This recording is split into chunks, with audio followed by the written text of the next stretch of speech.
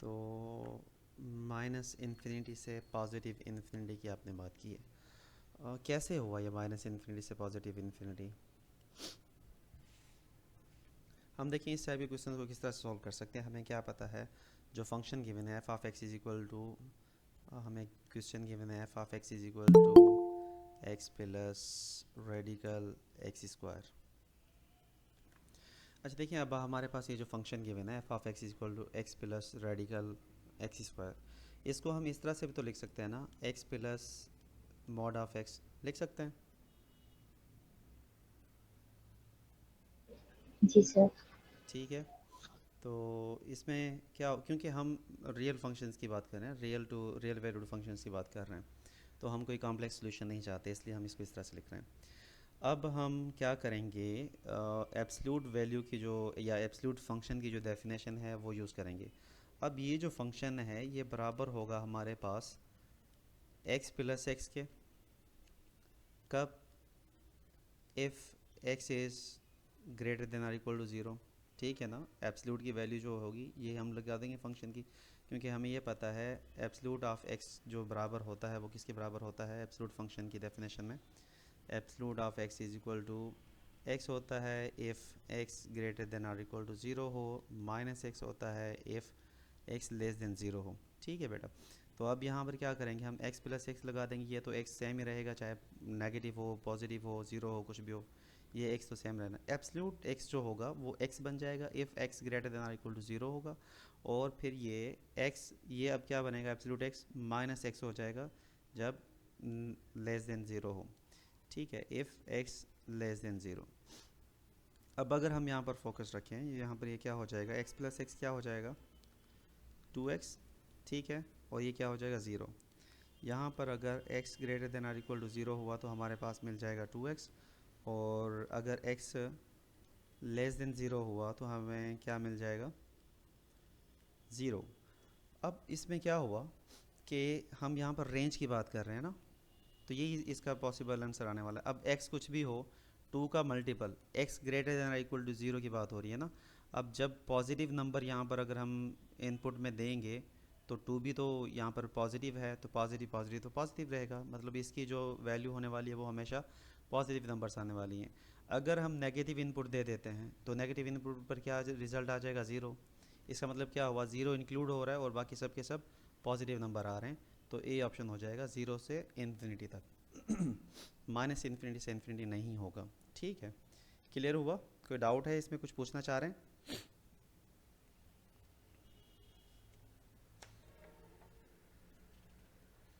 चलें next start करते हैं। इस क्वेश्चन में देखें, for the relation R into A cross B such that domain of R is equal to A.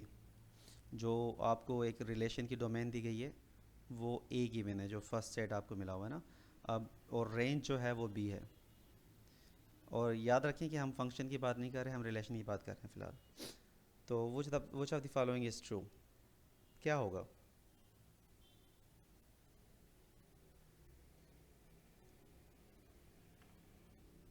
Simple है, कंडीशन यूज़ करनी है आप लोगों ने, और ज़्यादा कैलकुलेशन वाले काम नहीं है यहाँ पर इस क्वेश्चन में।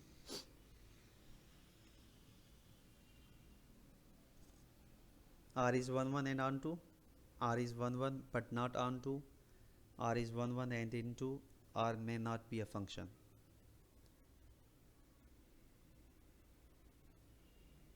देखिए ए ऑप्शन में क्या बात हो रही है कि आर वन वन और ऑन टू फंक्शन है, ठीक है। और बी में क्या हो रहा है कि सिर्फ वन वन है, ऑन टू नहीं है। सी में क्या ऑप्शन है कि one one and into है। डी में हमें ये बताना है कि आर फंक्शन नहीं भी हो सकता। क्वेश्चन में क्या था, क्वेश्चन में ये है कि अगर ए क्रॉस बी, इसका कोई भी हम रिलेशन ले लेते हैं, ए क्रॉस बी का कोई भी रिलेशन लेते हैं, तो अगर ये कंडीशन हो, डोमेन कंप्लीट ए सेट हो और रेंज कंप्लीट बी सेट हो, हम डोमेन और रेंज की बात कर रहे हैं सिर्फ, तो क्या पॉसिबिलिटी होगी? सर ऑन टू फंक्शन होगा अगर रेंज जो है वो बी के इक्वल है, कोऑर्डिनेट के इक्वल है। देखें, जनरल बात हो रही है कि रेंज बी के बराबर हो ना, लाजमी है कि अगर रेंज हमारी सारी बी के बराबर हो जाए और डोमेन जो है वो ए के बराबर हो जाए, वो ऑन टू फंक्शन ही होता है।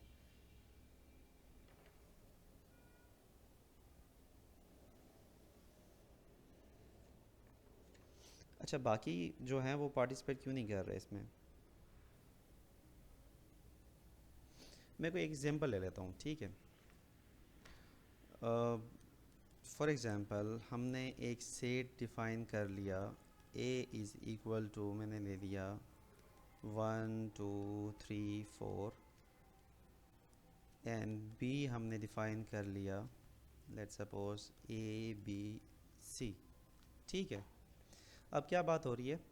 For the relation R into a plus b, कोई भी रिलेशन, जनरल रिलेशन की बात हो रही है ना यहाँ पर, ठीक है। अब हम कोई एक ऐसा रिलेशन बना लेते हैं अपनी तरफ से, क्योंकि जनरली हमने बात करी, कोई भी रिलेशन, ये जनरली सब टाइप के रिलेशन के लिए था। अगर ये कंडीशन हो तो क्या होगा? हमने एक रिलेशन बना लिया जिसमें हम अज्यूम करते हैं कि 1 ए के साथ है, ठीक है, और 1 बी के साथ भी है, 2 ए के साथ है, और 3 सी के साथ है, और 4, चलिए ये भी सी के साथ है, रैंडमली कोई भी ले लिया। अब अगर हम इस रिलेशन की डोमेन की बात करें, डोमेन ऑफ आर क्या होगा? 1, फर्स्ट कंपोनेंट जो होते हैं ऑर्डर पेयर के, जो भी फर्स्ट कंपोनेंट होते हैं वो सब की सब डोमेन होते हैं 1 2 3 4, मतलब जो डोमेन है 1 2 3 4, ठीक है। और अगर हम रेंज की बात करें तो रेंज क्या हो जाएगी? ABC, ABC, ठीक है। अब ये कंडीशन को सेटिस्फाई कर रहा है, जो डोमेन सेट है वो कंप्लीट ए बन रहा है, जो रेंज सेट है वो कंप्लीट बी बन रहा है। क्या ये फंक्शन है? नहीं सर, ये फंक्शन नहीं है। फंक्शन नहीं है, तो कौन सा ऑप्शन सही होगा? आर में नॉट बी अ फंक्शन, ठीक है। लाजमी नहीं है जी कि सर। अगर डोमेन ए सेट हो और रेंज बी सेट हो तो वो ऑन टू फंक्शन ही होगा, ठीक है। क्वेश्चन नंबर 10 देखें।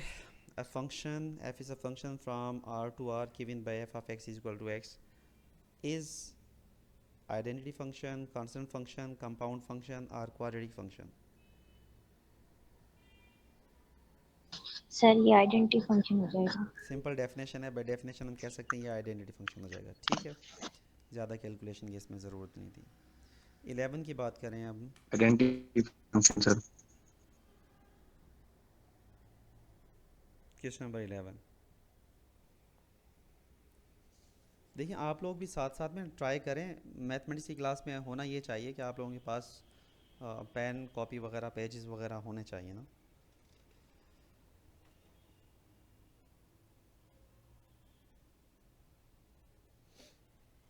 कंपोजिट फंक्शन हम पढ़ चुके थे, उससे रिलेटेड ये एमसीक्यूज है, इसको सॉल्व करें।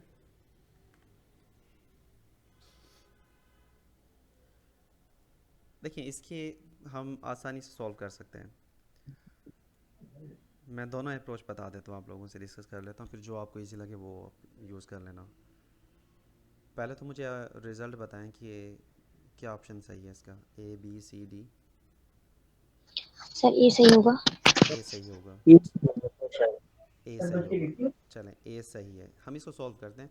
मैं दो अप्रोच बताने वाला हूँ, यहाँ पर जो इजी लगे वो आप यूज़ कर लेना ना, कन्फ्यूजन हो जाती है अक्सर। हमने क्या फाइंड करना है? F of g of x find करना है।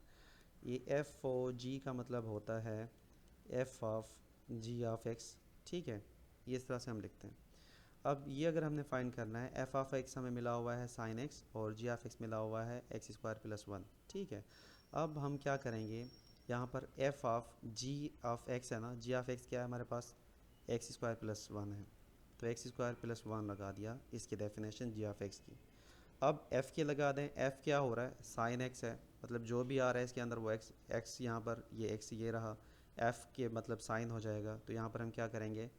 Sign x square plus 1, simple सी ये कंडीशन बन गई। अब जो सेकेंड अप्रोच है वो किस तरह से होती है, वो हम इस तरह से कर सकते हैं। एफ़ ओ जी, इसका मतलब जो है वो यही है, f of g of x है, ठीक है।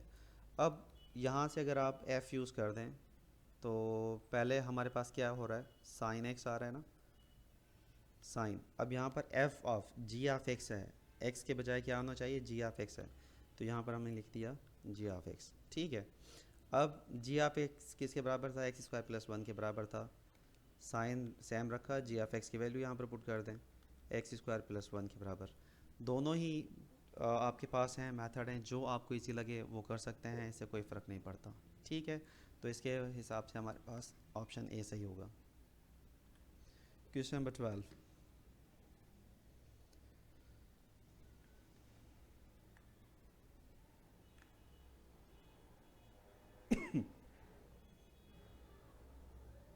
एफ स्क्वायर फाइंड करना है, सेम उसी तरह से होगा। किस किस टॉपिक से निकला ये एफ स्क्वायर, कहाँ से लेंगे हम, कंपोजिशन से है।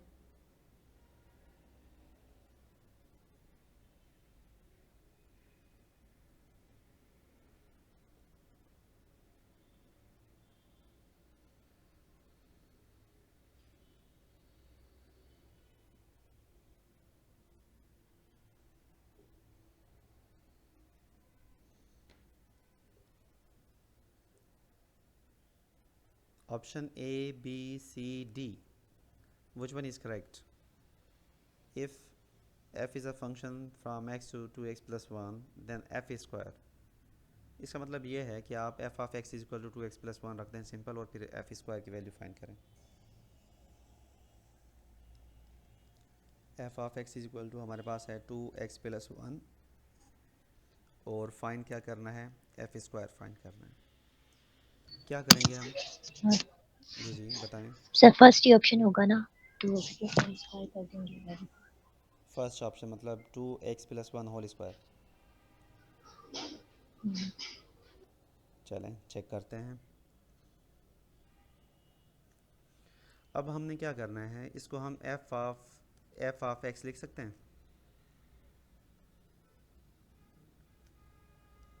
एफ स्क्वायर को। सर आई थिंक डी सही होगा, आई थिंक सर। डी, जी सर। चलें ठीक है, हमारे पास डिफरेंट अप्रोच है तो हम ये सॉल्व कर लेते हैं। तो जो भी है वो हम देख लेते हैं कि कौन सा सही हो रहा है। तो इसमें क्या करेंगे हम, जो प्रीवियस स्लाइड में हमने देखा था सर पहले डी एक, ऑप्शन ठीक होगा। डी ऑप्शन ठीक होगा। चलें ठीक है, हमारे पास दो रिज़ल्ट आए, एक कोई कह रहा है ए ऑप्शन सही होगा, कोई डी ऑप्शन सही होगा। चेक करते हैं। हमारे पास एफ ऑफ एक्स क्या मिला हुआ है, 2x प्लस 1 है ना, तो ये 2x प्लस 1 ठीक है।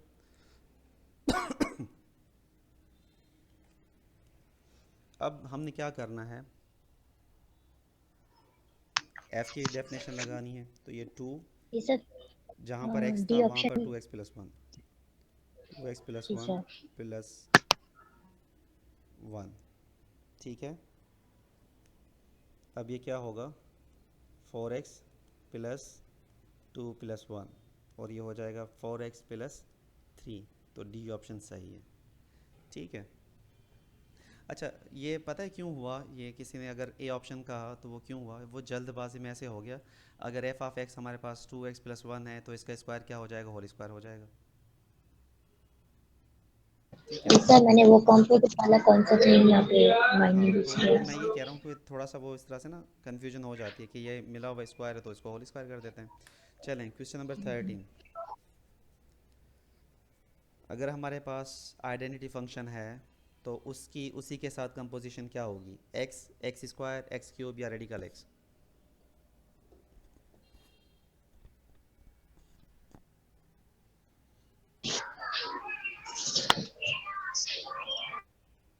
सर एक पार्ट सही होगा, एक्स।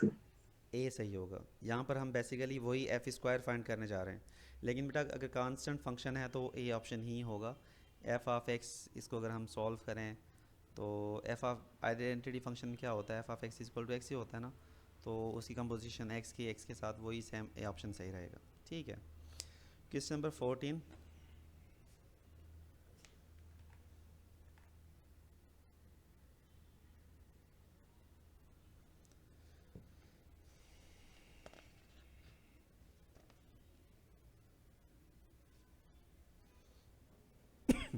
यहाँ पर हमें एक फंक्शन गिवन है जी ऑफ एक्स, और फिर जी ऑफ एक्स की एफ ऑफ एक्स के साथ कंपोजिशन गिवन है, मतलब एफ ऑफ एक्स गिवन नहीं है, और हमें फाइंड करने के लिए कहा गया कि एफ ऑफ 4 फाइंड करें। तो इसका मतलब क्या हुआ, पहले आप एफ ऑफ एक्स फाइंड करेंगे, उसके बाद एफ ऑफ 4 फाइंड करेंगे। हिंट मैंने आप लोगों को दे दी है, पहले आपने एफ ऑफ एक्स फाइंड करना है, उसके बाद एक्स की जगह 4 पुट करना है।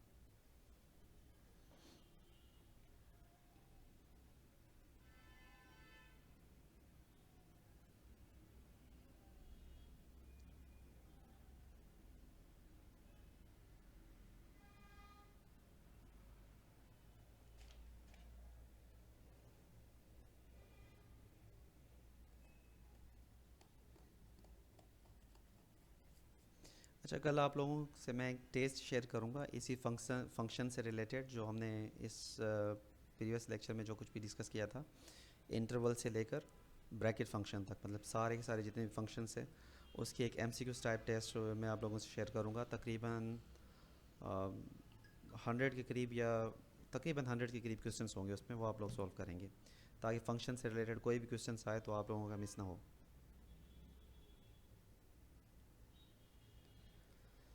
सॉल्व हो गया ये?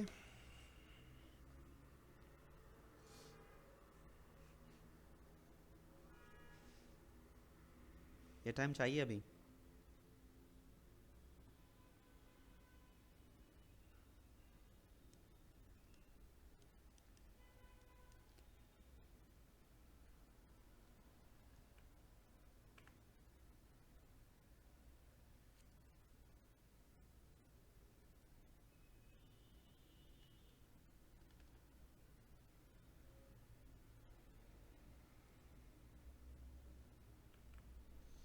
अच्छा देखिए, इसमें क्या करना है, हमने जी ऑफ एक्स गिवन है 2x प्लस 3 है, सॉरी 3x प्लस 2 है, और हमें एफ ऑफ एक्स गिवन नहीं है। हमें दूसरा फंक्शन गिवन है जी ऑफ एफ ऑफ एक्स, जो x गिवन है, ठीक है। ये दो फंक्शन गिवन है, पहले आप एफ ऑफ एक्स फाइंड करें, उसके बाद क्या फाइंड करेंगे, एफ ऑफ 4 फाइंड करेंगे, ठीक है। ये दो हमने काम करने। तो हम क्या कर सकते हैं, जी ऑफ एक्स हमें क्या गिवन है, 3x प्लस 2 गिवन है, और ये क्या, g of f of x is equal to x है। तो हम क्या करते हैं, कंपोजिशन फंक्शन में हमने क्या करना है, अगर हम g की डेफिनेशन यहाँ पर अप्लाई करेंगे तो ये क्या होगा, 3 times f of x plus 2 is equal to x. इस तरह से लिख सकते हैं हम इसको।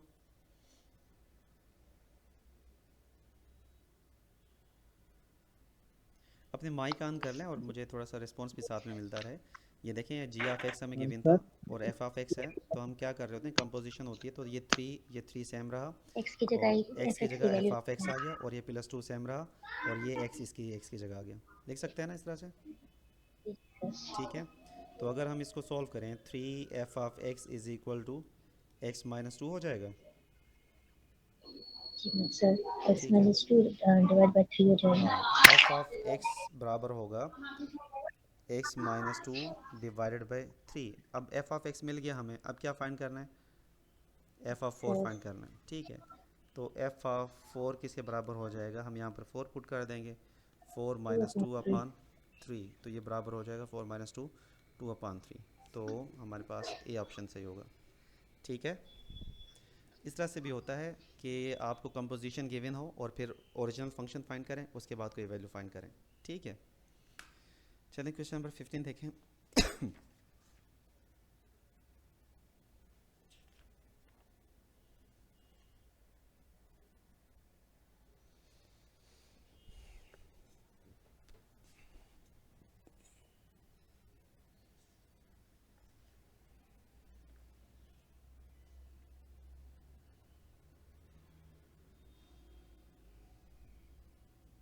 ये हमें पैरामेट्रिक इक्वेशन से मिला हुआ है ना, पैरामेट्रिक फंक्शन से हमें गिवन है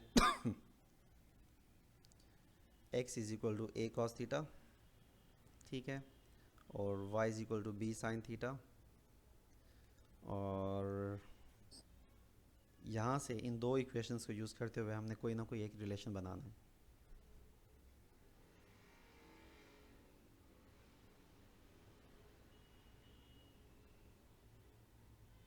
एक आसान हिंट है, देखें एमसीक्यूज़ को किस तरह से टैकल किया जाता है। हमारे पास यहाँ पर x है, a है, और cos theta sine theta y और b की बात हो रही है। यहाँ पर x है, y है, r है। r तो वहाँ पर गिवन ही नहीं था, तो पहला ऑप्शन तो वैसे ही कैंसिल हो गया। ठीक है, इसके बाद यहाँ पर बचता है, यहाँ पर x a y b, ये हो सकता है, x a y b ये भी हो सकता है, और ये भी हो सकता है। तो हम पहले को कैंसिल करके इन पर चेक करते हैं बाकी। तो यहाँ पर x is equal to a cos theta है, y is equal to b sin theta है। मैं अगर इस इक्वेशन को फॉर एग्जांपल यहाँ से, ये जो इक्वेशन है मैं इसको इस तरह से लिख सकता हूँ कि sir B option I think सही है ना? बी ऑप्शन सही है। ठीक है, बी ऑप्शन सही है, सही है। तो हम इसको क्या कर सकते हैं, x upon a is equal to cos theta लिख सकते हैं ना इस तरह से इक्वेशन 1 को। ठीक है, तो जब हम स्क्वायरिंग ऑन बोथ साइड्स करेंगे तो ये क्या होगा, x square upon a square is equal to cos square theta. ठीक है, एक ये रिजल्ट हमें मिल गया। और हम क्या करें, सेकंड इक्वेशन को इस तरह से लिख सकते हैं, y upon b is equal to sine theta. तो स्क्वायरिंग ऑन बोथ साइड्स करेंगे तो y square upon b square is equal to sine square theta. अब इसके बाद क्या करेंगे, दोनों को ऐड कर दें, सही जी है। सर, cos स्क्वायर इन थीटा दोनों को sin इक्वेशन को हम स्क्वायर ऐड कर दें बनेगा। तो ये क्या हो जाएगा, x square upon a square plus y square upon b square is equal to sine square theta plus cos square theta. और ये हमें पता है ये 1 के बराबर होता है। तो x square upon a square plus y square upon b square is equal to 1। तो बी ऑप्शन सही है। अच्छा, ये बी जो ऑप्शन है ये किसकी इक्वेशन है, sir hyperbola equation of parabola. Ellipse. हाँ, इक्वेशन ऑफ इलिप्स की है, ये इक्वेशन ऑफ इलिप्स है। ठीक है, तो ये भी याद रख लेना। चलें नेक्स्ट हम सॉल्व करते हैं। यहाँ पर देखिए, मैंने इस तरह से किया कि सारे टॉपिक, ये जो जितने एमसीक्यूज़ है ना, वो सब एक ही टॉपिक से नहीं है, डिफरेंट टॉपिक से एक एक दो दो एमसीक्यूज़ लिया ताकि ज़्यादा से ज़्यादा टॉपिक कवर हो जाए ना। अब यहाँ पर इन्वर्स फंक्शन फाइंड करना है। हम इन्वर्स किस तरह से फाइंड करते हैं, सर y को x के इक्वल रखते हैं और y फिर को x के इक्वल वैल्यू रखते फाइंड हैं, करते सही है। हम यहाँ पर इस तरह से लिख सकते हैं कि y is equal to under root x minus one, इसको फ़िलहाल हम इस तरह से ज़ूम कर लें। ठीक है ना, तो ये जो under root x minus one हमारे पास है, इसको हम किसी वेरिएबल के इक्वल कर लेते हैं। तो ये y is equal to radical x minus one, इसको हम लिख सकते हैं ना। ठीक है, या इसको आप चाहें तो f ऑफ x के बराबर भी रख सकते हैं। चलिए, ये हमने रख दिया, y is equal to f of x ही होता है वैसे, तो जनरल यहाँ पर सॉल्व करते हैं। अब क्या करते हैं, इन्वर्स फंक्शन जब भी फाइंड करना हो ना, आप यूँ समझा करें कि हमें in terms of y given है, हमने बस x की वैल्यू फाइंड कर लेनी है। मतलब ऐसी इक्वेशन जनरेट कर देनी है जो इन टर्म्स ऑफ x हो, मतलब वहाँ पर जो x हो वो इंडिपेंडेंट वेरिएबल बन जाए और y डिपेंडेंट वेरिएबल बन जाए। अगर ऐसा कर लेते हैं तो समझे हम इन्वर्स फाइंड कर लेते हैं। तो इस इक्वेशन से हम ये लिख सकते हैं, under root x is equal to y plus one, कर सकते हैं ना। हैं। जी सर। ठीक है, अब रेडिकल एक्स अगर ख़त्म करना होगा तो x इज इक्वल टू हम क्या करेंगे, y plus one whole square, squaring on both sides करेंगे तो ये रिजल्ट हमारे पास बनेगा। ठीक है, अब ये तो हमारे फिर पास जो फंक्शन है इसमें x plus one whole square, ये फंक्शन हमें x is equal to y plus one given है। अब जो फाइनल रिज़ल्ट होता है ना, उसमें हम क्या करते हैं, y और x को रिप्लेस कर देते हैं। तो इसको हम इस तरह से लिख सकते हैं कि ये जो हमारे पास बनेगा y is equal to x plus one whole square बन जाएगा। या अगर आप इसको लिखना चाहें तो ये इस तरह से, अच्छा ये y इन्वर्स हो जाएगा, y नहीं रहेगा, y इन्वर्स हो जाएगा। या आप इसको f inverse of x is equal to x plus one whole square लिख सकते हैं। ठीक है, तो इन्वर्स फंक्शन फाइंड करना बहुत आसान है। हमने क्या करना है, जो हमारे पास डिपेंडेंट इंडिपेंडेंट वेरिएबल होते हैं ना, उनको बस चेंज कर देना है। अगर यहाँ पर y is equal to radical x minus one था, मतलब y हमारे पास यहाँ पर इंडिपेंडेंट है, y डिपेंडेंट है, x इंडिपेंडेंट था। तो हमने क्या किया, x को इंडिपेंडेंट बना दिया, सॉरी x को डिपेंडेंट बना दिया और y को इंडिपेंडेंट बना दिया। चेंज करना होता है इस तरह से, और बाद में फिर हम उसको रिप्लेस कर देंगे तो वो उसका इन्वर्स हो जाता है। तो यहाँ पर x plus one whole square हमारे पास ए ऑप्शन सही हो जाएगा। ठीक है, 17 देखें।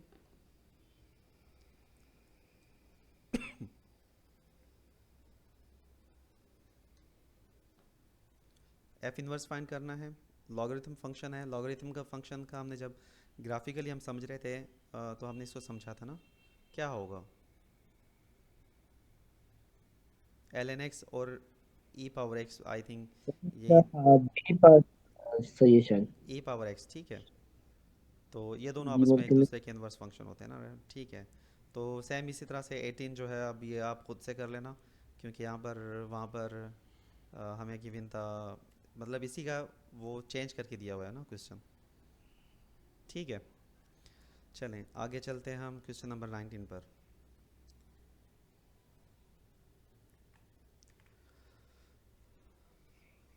ब्रैकेट फंक्शन, लास्ट में हमने ब्रैकेट फंक्शन एक टॉपिक डिस्कस किया था, तो ब्रैकेट फंक्शन का एमसीक्यूज यहाँ पर सॉल्व करते हैं।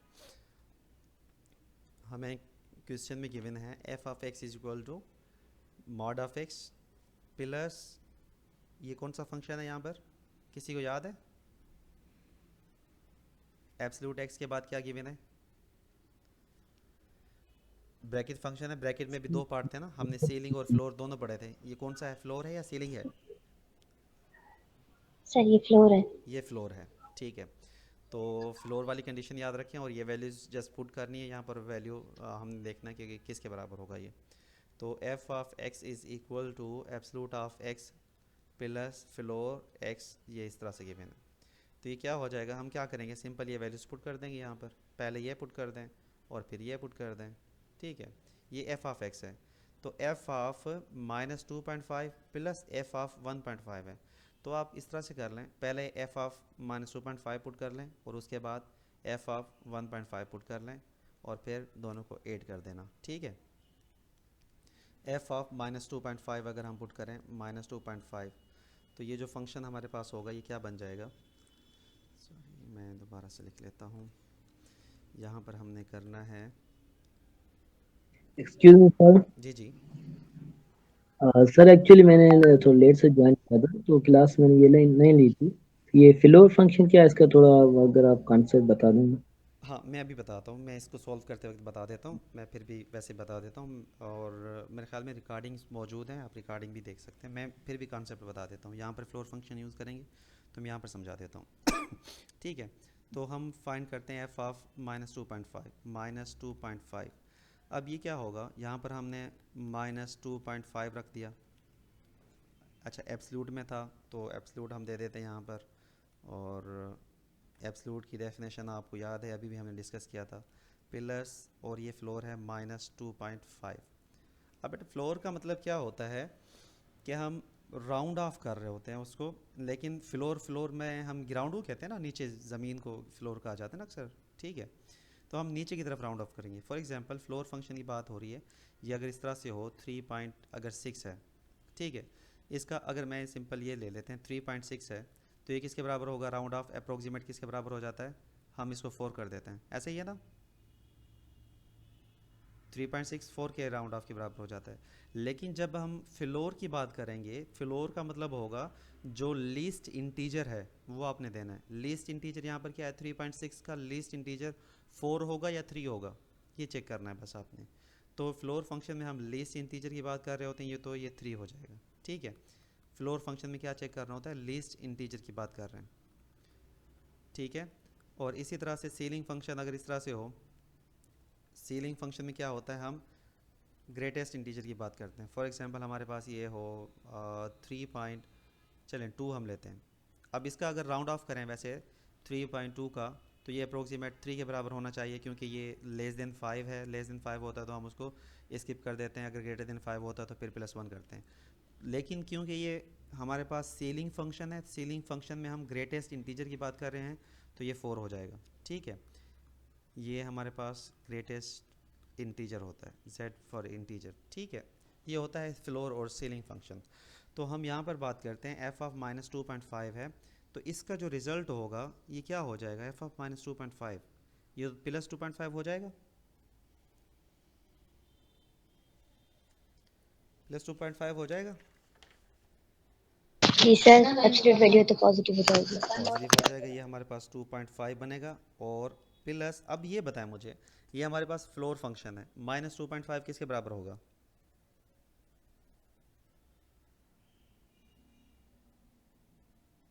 इसका लीस्ट इंटीजर क्या है? सर -3। -3 हो जाएगा, क्योंकि इसका लीस्ट इंटीजर जो है, मतलब अगर हम लाइन पर इस तरह से बात करें, ये हमारे पास है -2.5, और ये अगर 2 है माइनस के, और ये -3 है, तो लीस्ट इंटीजर की तरफ अगर हम मूव करेंगे तो वो 2 के बजाय -2 नहीं होगा, -3 आ जाएगा। तो यहाँ पर बनेगा ये -3, और इसका रिज़ल्ट जो होगा वो 2.5 प्लस -3 हो जाएगा। तो 2.5 -3 किसके बराबर होता है? -0.5। -0.5। ठीक है, तो अब हमने क्या करना है, अब हम इसी तरह से कैलकुलेट करेंगे ये जो हमारे पास है 1.5 पुट करके।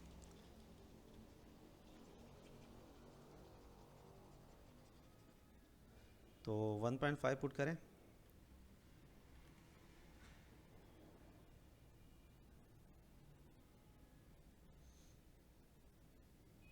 हम क्या करेंगे, f ऑफ 1.5 अगर पुट करेंगे तो ये 1.5 एब्सलूट में प्लस, और ये हमारे पास फ्लोर फंक्शन में होगा 1.5। तो ये हमारे पास बनेगा 1.5 सेम रहा प्लस 1.5 सेम रहा। ठीक है, तो ये क्या हो जाएगा हमारे पास?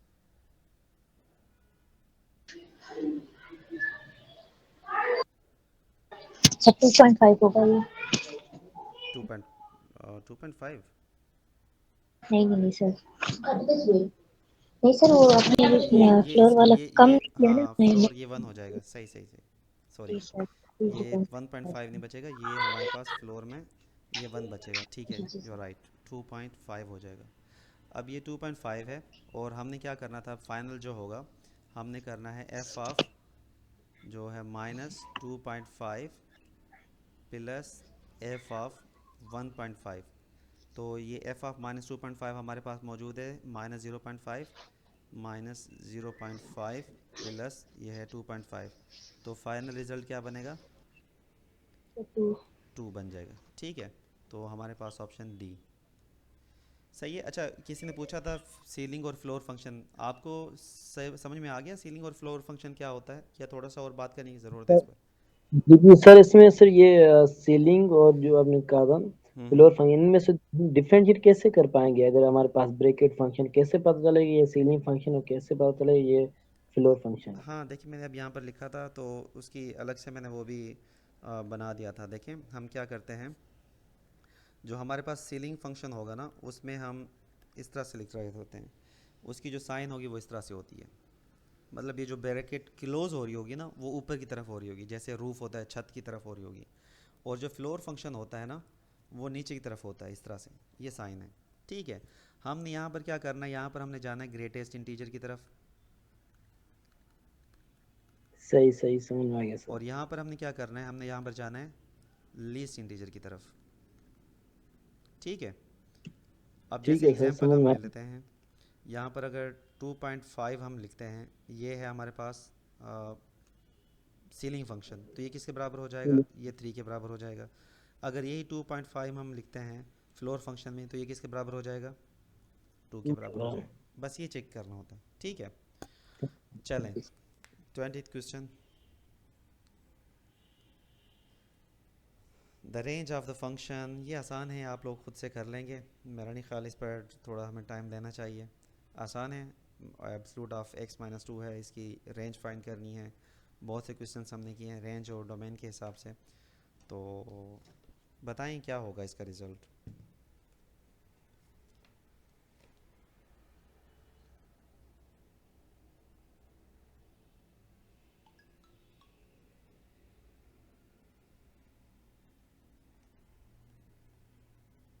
जी, क्या कहा आपने, क्या होगा? Sir real number. Real number, और हम रेंज की बात कर रहे हैं। सर इसमें रेंज की बात में यहाँ पे बी ऑप्शन आएगा, बी ऑप्शन क्योंकि है। मॉड